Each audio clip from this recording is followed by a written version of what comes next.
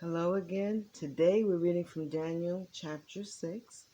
If you are enjoying these scripture readings, please share, like, and subscribe.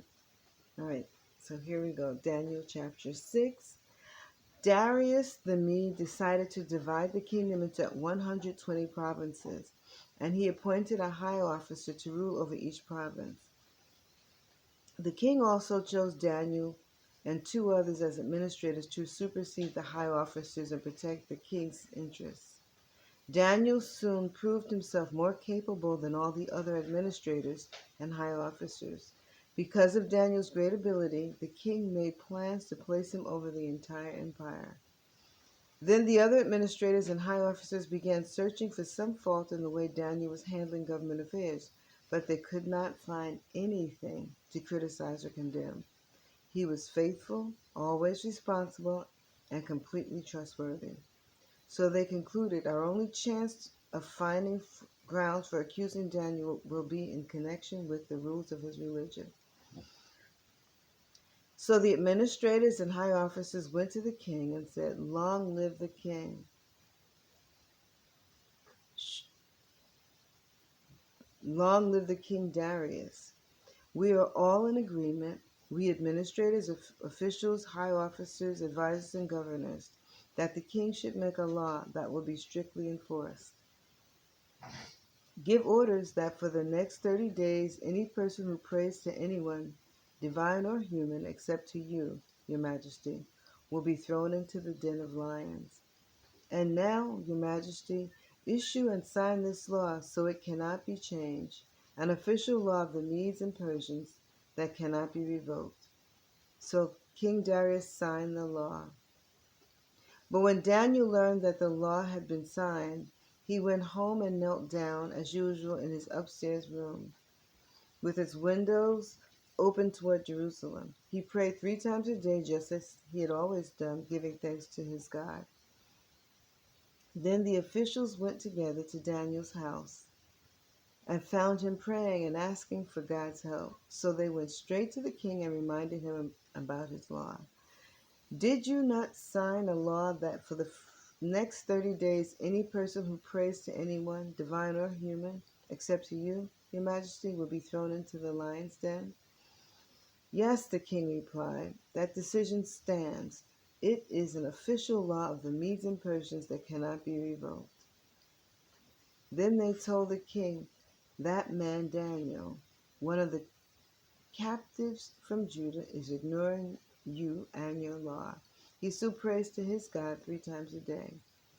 Hearing this, the king was deeply troubled, and he tried to think of a way to save Daniel. He spent the rest of the day looking for a way to get Daniel out of this predicament. In the evening, the men went together to the king and said, "Your Majesty, you know that according to the law of the Medes and the Persians, no law that the king signs can be changed." So at last the king gave orders for Daniel to be arrested and thrown into the den of lions. The king said to him, "May your God, whom you serve so faithfully, rescue you." A stone was brought and placed over the mouth of the den. The king sealed the stone with his own royal seal and the seals of his nobles, so that no one could rescue Daniel. Then the king returned to his palace and spent the night fasting. He refused his usual entertainment and couldn't sleep at all that night. Very early the next morning, the king got up and hurried out to the lion's den. When he got there, he called out in anguish, "Daniel, servant of the living God, was your God, whom you serve so faithfully, able to rescue you from the lions?" Daniel answered, "Long live the king! My God sent his angel to shut the lion's mouth, so that they would not hurt me, for I have been found innocent in his sight, and I have not wronged you, your majesty." The king was overjoyed and ordered that Daniel be lifted from the den. Not a scratch was found on him, for he had trusted in his God.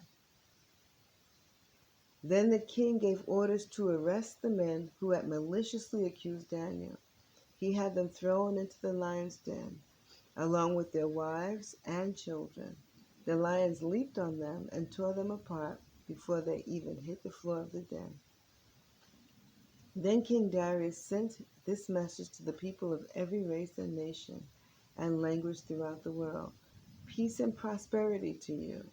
I decree that everyone throughout my kingdom should tremble with fear before the God of Daniel.